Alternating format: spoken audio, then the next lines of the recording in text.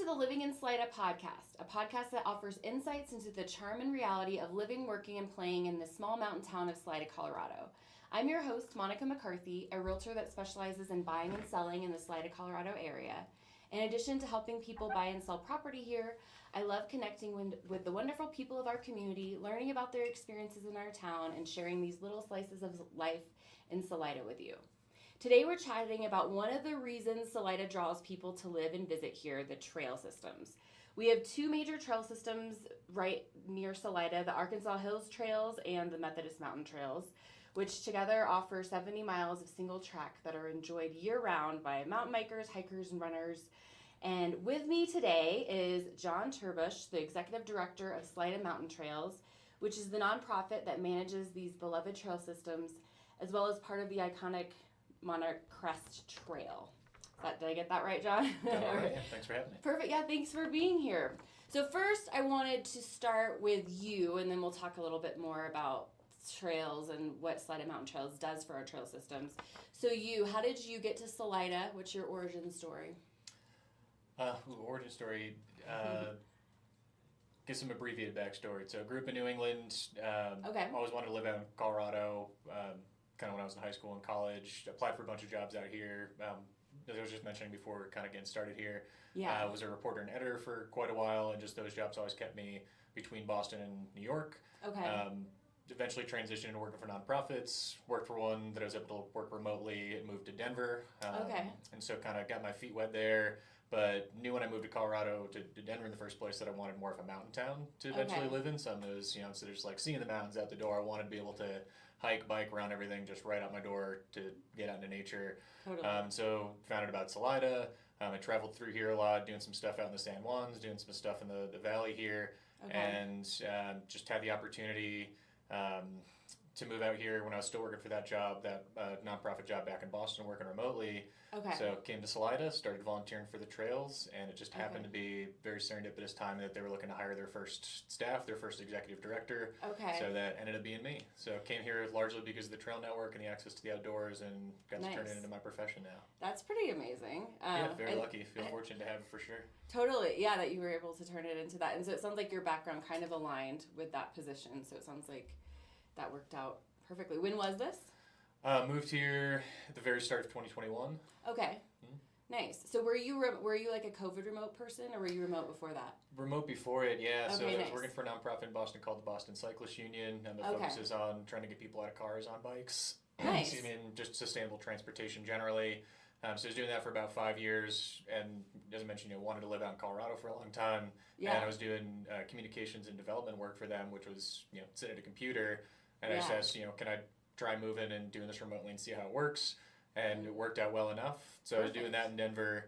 Then the pandemic happened and everyone became remote. Totally. And kind of, I guess the way that I moved to Salida because of that, just housing prices went crazy in the Denver area. My landlord wanted to sell his building, and it was kind of you're selling the building, I'm living and enjoying. Now may as well be the time that I move somewhere else. Absolutely. So I ended up here during the pandemic. Made for a little bit of an interesting transition. Come to a new town, wanting to meet people and get settled in the community, but hard to meet not people. being able to yet. So much better now. Feel much more integrated at this point. But I guess the trails were kind of the reprieve that time of our history. Once everybody was realizing being outside was the way to go. Yeah, I've heard people who were here at that time say basically it was truly a lifesaver, like being able to have that access to go be in nature, all the physical and mental health benefits of that. Totally, yeah. I was fortunate in Denver that I lived very across from City Park, so I could just go and be outside and do something. Yeah. The access to the outdoors, I think, right outside of town, being able to just leave from your back door and be out in nature is pretty special. It really is. I know that's, like I said at the top, that is one of the draws. Obviously, it was a draw for you, were these trails. I can tell you, I just went on a run on the Arkansas Hills Trails this morning. That was one of the reasons why I fell in love with Salida, was the access to that, because I was also in Denver, and then trying to go to the mountains every chance I got. Why not just live where all the Getting trails stuck are? in traffic going home.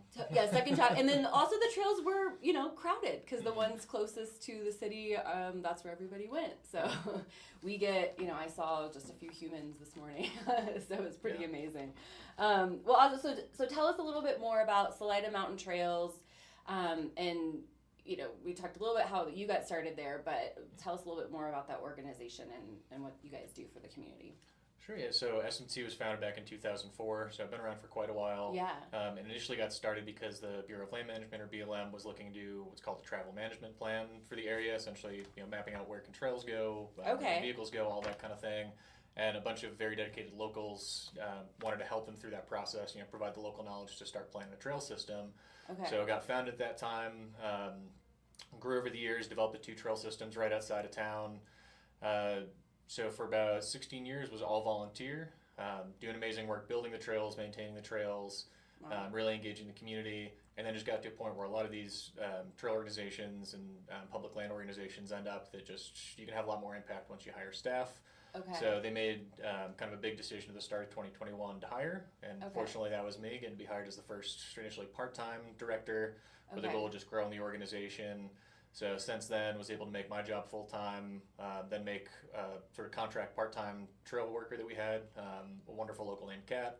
We're able to convert her to part-time and ultimately full-time as well. Nice. And now as of this summer, we have another amazing trail professional named Mel, who we brought on seasonally for 6 months for this summer, just help us do a lot more on the trails, just trail maintenance, and engaging more volunteers in particular. Okay. And already looking at how we can keep her on board for going into the future. So we might be going from, at least I've had at this point, going from 0 to 2.5 staff in about 4 years, which is pretty amazing. Yeah, that is. And then as far as for what we do, I guess I should give the mission statement first. Yeah, go for it. Mission just to develop and maintain trails around Salida, multi-use trails specifically around Salida. Oh boy, I really should know this one off the top of my head. Didn't write it down in my notes. That's all right. Because we did just go through a strategic planning process where we updated some of this stuff. Okay. Yeah, generally taking care of the trails around town that we have now developed, and then trying to promote a thriving trail community here. So we see the trails as really being integral to the quality of life. Folks like myself who moved here because the trail access, the benefits it provides for just being healthy and active, social engagement, youth development, so many great things that the trails support. We want to really be, now that we've grown to this point, instead of just building and maintaining the trails, being a little bit more tied into the community, supporting the community. Business side of things, for sure, is also really big for what the trails provide. The biggest sector of Chaffee County's economy is outdoor recreation. And, you can see it with the number of people that come here every year to use the trail network, really how important it is to that aspect of quality of life here as well.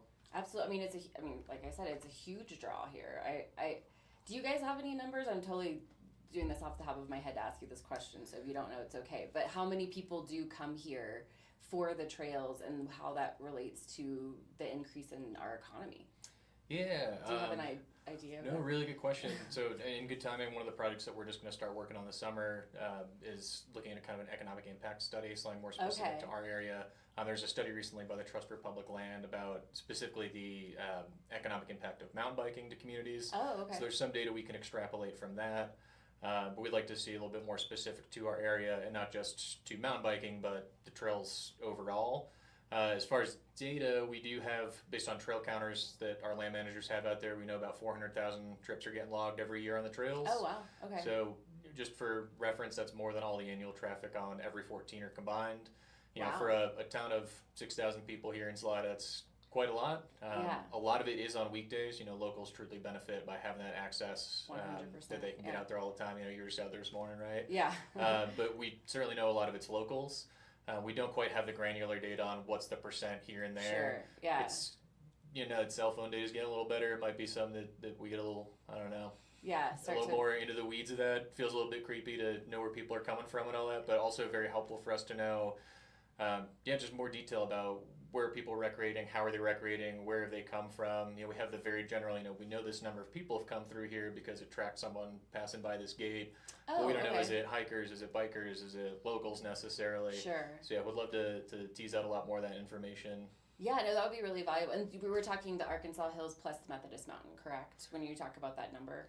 Yeah, that's about the 400,000, and then that leaves out the Monarch Crest, which, pretty iconic trail. It's with IMA, International Mountain Bike Association. It's one of their world-renowned epic trails, they call them. Yeah. And it's only open for a few months out of the year, but sees quite a lot of use up there. And a trail that just the first 5 miles of that we adopted last year. In a partnership with the Colorado Trail Foundation, because that's also part of the Colorado Trail. Okay, exactly. Yeah, I actually had the pleasure of speaking with their executive director recently to talk about the Colorado Trail. So, our trails are just so important here. And then I know, did you guys kind of help organize the snowplow on? Because Monarch Crest is, the top of a mountain, and even though it's July and it's hard to imagine, there's still snow up there. So that's a project we've done for the last few years with Central Colorado Mountain Riders, another great nonprofit in the valley here. They're the motorized trail advocates, so they do an amazing job stewarding their, I don't know how many miles of trail, but all over the place. Wow. And just that area up there, the project we specifically do, it's clearing this just last snowfield, snowdrift really that forms and just kind of packs in there. Yeah. 99.5 whatever percent of the trail is totally open, but because there's that one snow plug, a lot of folks go around. And in that, delicate alpine environment starts to create trail braiding, degrades the delicate tundra. Yeah. So by going up there and shoveling, it just creates that path through so people can stay on the trail. Yeah. Hopefully by next year we won't have to shovel anymore because the Colorado Trail Foundation is doing a reroute around that snowfield specifically. Oh, okay. Nice. Just, it's the one last roadblock there. Gotcha. Trail block, I guess. Yeah. But it'll just obviate that issue so people can just stay on trail and get on through there and hopefully be a little bit more enjoyable of a trail segment there as well. Absolutely. Oh, that's a good idea. I didn't know that was happening. So in terms of the trail system, kind of the main ones, the Arkansas Hills and then the Methodist Mountain, you guys work with a lot of volunteers, right, to help both maintain those, and then also you guys are adding new trails and improving upon the ones that are already there. So tell us a little bit more about how you do that and how the volunteer system works. Yeah, just at this point in our organization's history, trail maintenance is our biggest aspect of work. Trail system, there's more developments that we'd like to add to it, certainly, but just 70 miles of trail to maintain, it's quite a lot, and for the amount of use it gets, really takes a lot of effort to keep it in good shape. We also, just the type of soil we tend to have here around town, we're a high desert environment. A lot of the soil is just loose, sandy, rocky, kind of outwash from, the Rocky Mountains or, right up against the Continental Divide. So that type of thing just doesn't lend itself to really holding together well. Okay. And on top of that, because we have, it doesn't really rain here, we're in the banana belt and the rain shadow and everything. When it does rain, though, we get these kind of deluges. Mm-hmm. So what can tend to happen on our trails is just, if it rains, it pours, and if the water can't get off trails, think of it like an avalanche. If it's rushing down the trail, it's going to entrain more material and then create more and more damage. So a lot of the work we're doing is just preventative maintenance, like creating drains, clearing drains, to have those trails be able to shed more water, and then be able to be in better condition.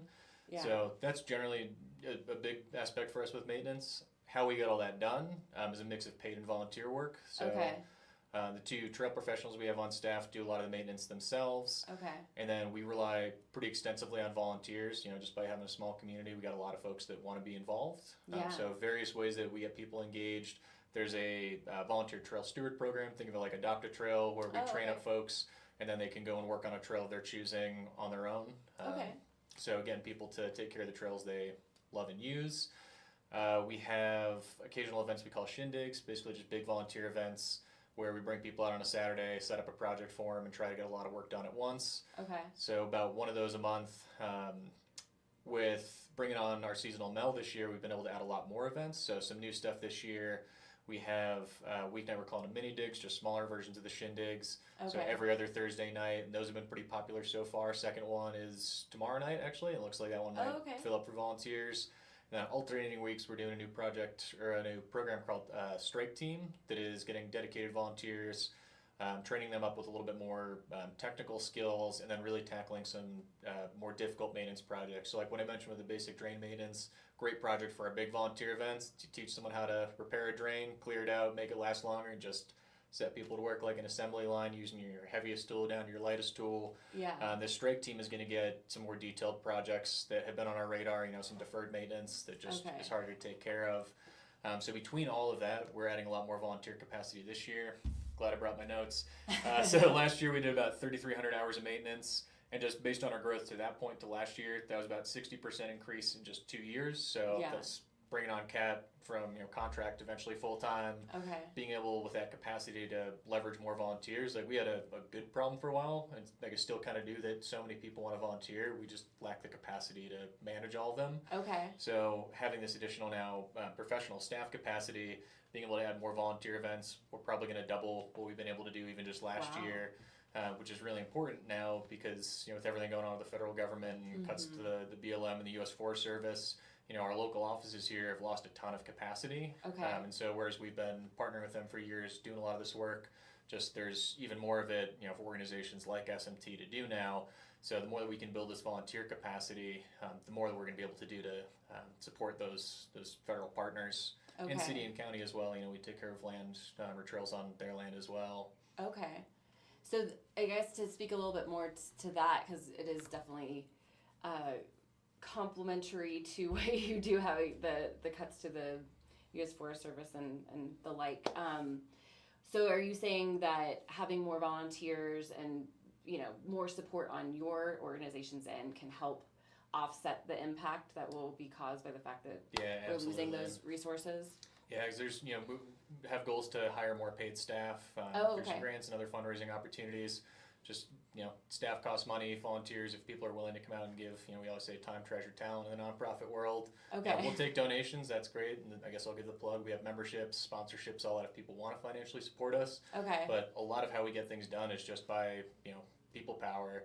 Okay. So being able to have the capacity to really manage more of these volunteers and be better internally about setting up projects, like setting these people up for success, having really trained volunteer crew leads that can help us manage more like brand new volunteers.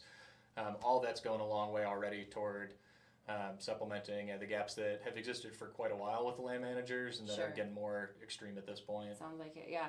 I know with our area, public lands are very important to this area. We have a tremendous amount of public land, and as we've said, it's important to the economy of our area and the mental health of our area, and fill in the blank. There's a lot of importance there, so it's good to know that there's, in a time when it's hard to know what you can do, that would be a way to give back to helping what's important to you, right? Yeah. Okay, well, good to know. So you mentioned, let's see, the youth program. Tell me a little bit more about that. The Salida Youth Cycling Program. Yeah, so youth engagement is something we've always been interested in. Had work programs with the Salida High School racing team, Salida Racing, the high school mountain bike team for years. Do like a trash cleanup day and leave no trace talk with the middle schoolers every year. Cool. And then something we were very excited to take on this year is one of our newest programs. It's a youth cycling program. It was run by Absolute Bikes for many years, called Absolute Youth Cycling. They just kind of hit a wall with how much they could grow it, and there's so much demand for that in our community. The program would sell out some of the classes in minutes, all of them within days. Sure. And we had conversations with them for a couple of years about, should SMT take this on? What would we be able to do with it? Could we grow it? Yeah. And felt comfortable doing it this year. So first session of it for us was in the springtime. Going to have a second session in the fall. But each session teaches 90 kids how to mountain bike or develop mountain bike skills. They're in grades 1 through 8 and come with all levels of experience. Wow. Yeah, really amazing program. It's the most personally rewarding thing I've got to participate in. Oh, really? I got to be, put coach in quotes, but we need adult chaperones, and totally, so we have our certified coaches and some of the volunteer coaches that know a lot more about actual teaching of skills. I got to tag along and just, like seeing kids firsthand smiling and whooping and having fun on the trail. I mean, that's the payoff, right? Like so much of my job is sitting at a desk and writing grants and, staring at a computer and actually seeing that tangible result was pretty special. Yeah. So amazing program. So each year about 180 kids total. We'd love to continue growing it. So a few ideas, we'd like to find ways to reduce barriers to access. So loaner bikes or build a bike program or something. Got some ideas about how we might partner with other groups in the area about that. Want to find just more financial resources so that we don't have to have cost be a barrier to entry. A lot of kids that we think would want to participate in the program might not be able to afford the registration fee, and we'd still love to get them out there and get them playing with other kids and learning bike skills so they can enjoy.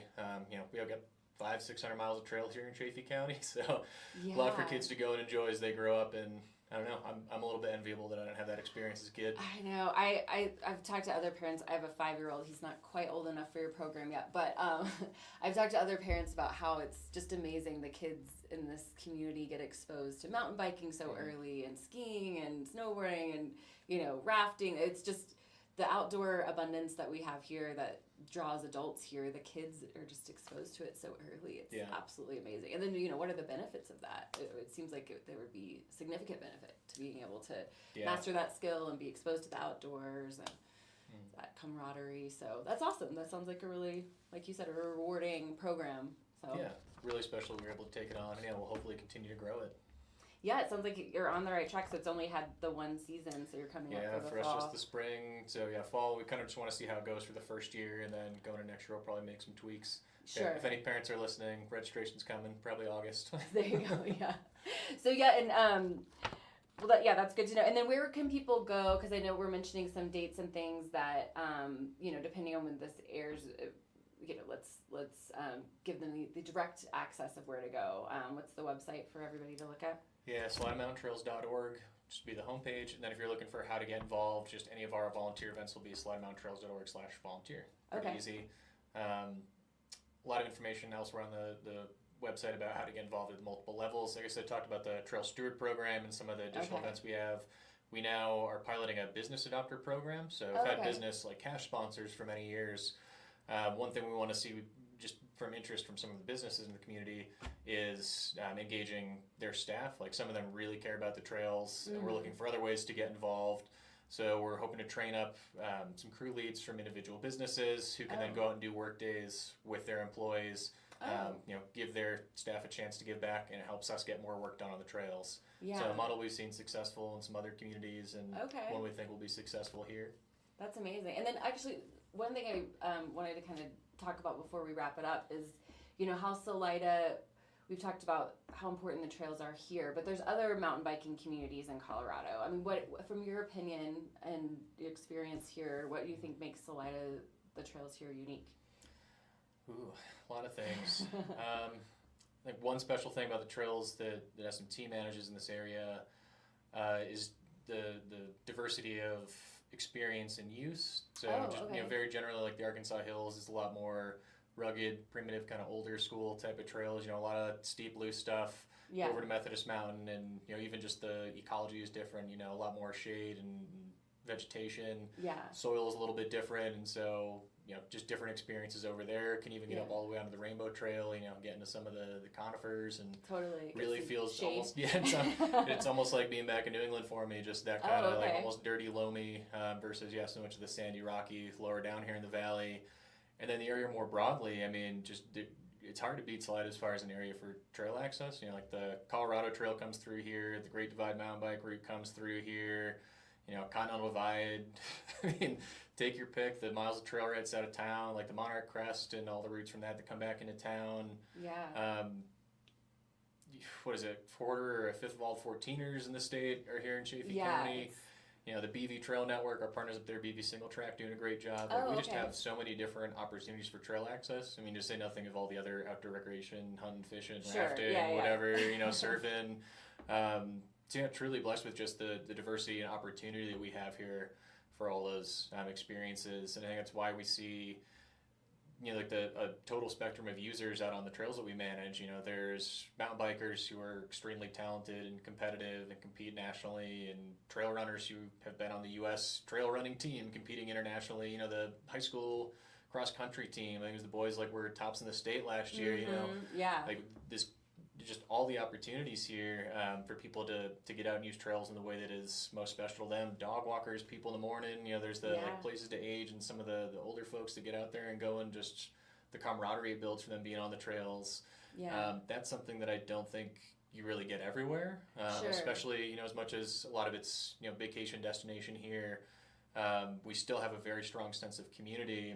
Yeah, I think one of the things that's special to me about SMT is that community support, and it sounds kind of hokey sometimes, but our membership of individuals is on par with some of the front range organizations. Wow, and we're 6,000-ish population here versus however many you got in the bigger city areas. Totally, tons of business sponsors, and just the personal connections that it fosters, like seeing the same people around town and out on the trails. I think really builds that just that closeness, and makes my job a little bit easy. That when I'm pitching people on supporting SMT, like they get it, they use the trails. Yeah, you don't even have to convince them. They're seeing the kids out there smiling. If they're a business, they're seeing the return on investment. If nothing else, of just people coming to town and shopping at their business. Absolutely. So people really understand it, whereas I feel like it's a little bit more frayed or diffuse in other areas, bigger cities or even other smaller vacation towns. Totally. Yeah, I feel like I think the community aspect to it. It's not just a trail system. I mean, it's the community behind the trail systems. I think that makes it really special. Well, amazing. So, anything else to add as somebody who's interested in trails here that you feel like is, some key takeaways? Whether it's, we talked about how to help a little bit. So salidamountaintrails.org if you're interested in all of the ways we discussed. But anything else you'd like to add? No, I think you summed up there what I was trying to fumble to say at the beginning about being more integral in the community. Yeah, we've always seen the trails as being supportive of the community, but we're trying to do more, whether it's a youth cycling program or another great program we launched this summer, a women's ride every Thursday night. Something we're trying to be out and present and support people and being on the trails instead of just saying, hey, we built this trail, go and use it. Try to encourage people to get out there. Might start doing things like nature walks, that type of thing. Mm-hmm. A lot of opportunities for us in the future. Absolutely. Just a very exciting time to be working for SMT. And I just say if people want to support us, can become a financial supporter as a business sponsor or a member, just a donor, or just volunteer with us. We got a ton of volunteer events, and part of why we created those is going through strategic planning process this summer. Just we identified that there's a strong demand for more events, different days of the week, different types of opportunities, and we're trying to meet that. So people can just look on your site and see when the next one is and just show up and say, put me to work kind of thing. So we like to have people sign up in advance just so we know how many folks are coming, how many tools to plan for. Our event sponsors, Sweeties for sandwiches, Soulcraft for beer, and then High Liquors for NA drinks. Just helps us plan for that as well. To know how many people are coming, dietary restrictions, that thing. All that stuff is salidamountaintrails.org/volunteer, and all the events are listed right there. That's amazing. Well, thank you for what you do for our community. I mean, like we keep saying, but it's worth saying again, our trails are just an important part of Salida, and I think it's important to keep them clean and safe and growing and maintained and all of that good stuff. So, well, thank you for all that you do for our community. Again, I am Monica McCarthy, a realtor who specializes in Salida and surrounding areas. If you're interested in connecting with me, whether it's to help you buy or sell a home here or about being on this podcast this season, all of my contact info is in the show notes. And if you like this podcast and you found this information valuable, please share it with a friend. And you can learn more about Salida, Colorado and the real estate market here on my YouTube channel, Living in Salida. Thank you so much for listening, and take care.